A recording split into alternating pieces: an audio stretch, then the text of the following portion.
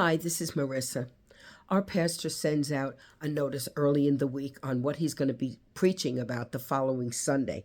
And this Sunday, which is today, he was preaching on Genesis 12, verses 1 to 4. Let me read you verse 1. The Lord had said to Abram, "Leave your country and your people and your father's household and go to the land that I will show you." Okay, that sounds pretty clear, right? I don't know about you, but there have been times when the Lord said, go do this or that, and I said, are you sure?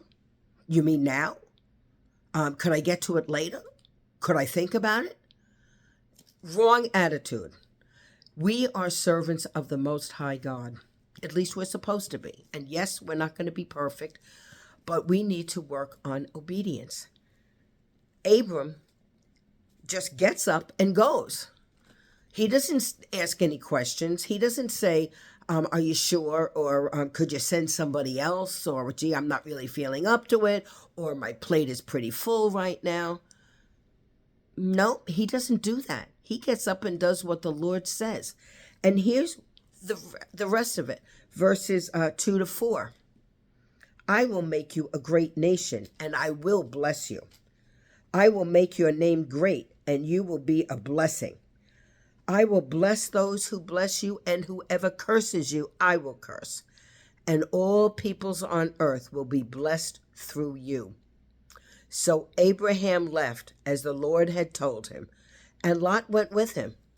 Abraham was 75 years old when he set out from Haran. Okay. 75 years old.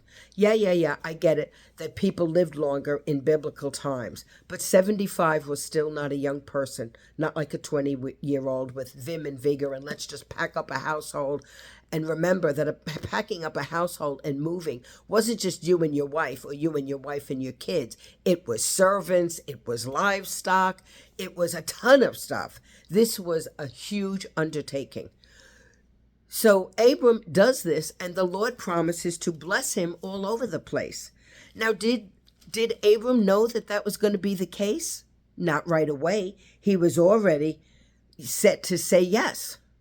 So the thing that I want to share with you is that as believers, we need to really pay attention and be more obedient. I think I'm speaking for myself. I need to realize that we are in the Lord's army, and the proper response to a directive, go and do this or that, is yes, sir, on it. So let's remember that as servants of the Most High, we need to be obedient. We need to be a fast yes, not a, I'll think about it, or when I have time.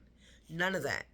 And for those of us who are older, we could sort of skate around and maybe say, well, gee, Lord, I'm just not up to as much as I was 30 years ago. Can't do that either, because you know the Lord never tells you to do something that he's not going to help you do. So if Abraham would go, he would be blessed.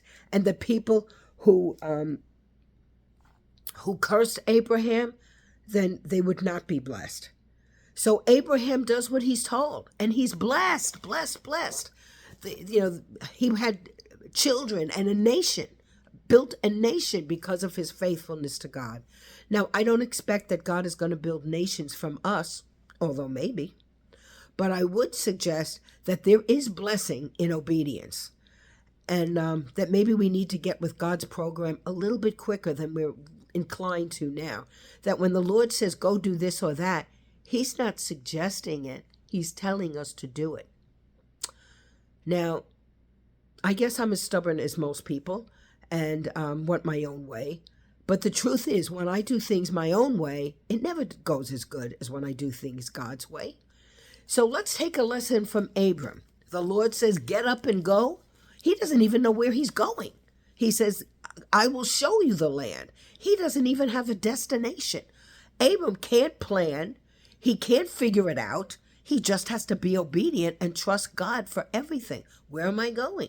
Where am I going to live? How am I going to get all these people and livestock to come with me? A lot of questions, but he just does it. He trusts the Lord that if the Lord said it, he'll make it happen. So let's take a lesson from Abraham. Well, he wasn't Abraham yet, but from Abram. And just when the Lord says, do this, do that, we say, yes, sir, and watch the blessings flow.